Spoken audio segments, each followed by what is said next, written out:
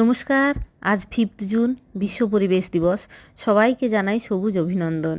চলুন আজকের দিনে আমরা অঙ্গীকারবদ্ধ হই যে অন্তত আমরা সবাই গাছকে ভালোবাসি আর গাছ লাগাই।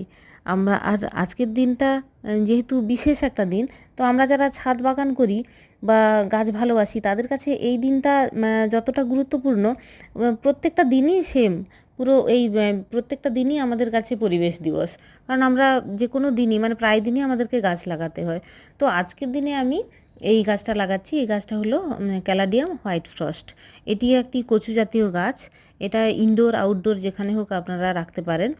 আর এই গাছের বৈশিষ্ট্য হলো এই গাছটা খুব সহজেই গ্রো করানো যায়, মরে না বললেই চলে। আমি মিডিয়া হিসেবে নিয়েছি মাটি, কোকোপিট আর ভার্মি কম্পোস্ট সমপরিমাণে নিয়েছি। আর এই গাছের দেখতে পাতাটা এত সুন্দর, যদি গাছের পাতার নিচে যদি কোনো টর্চ লাইট জ্বালা যায় উপরটা সাদা হয়ে যায় সেই রকমই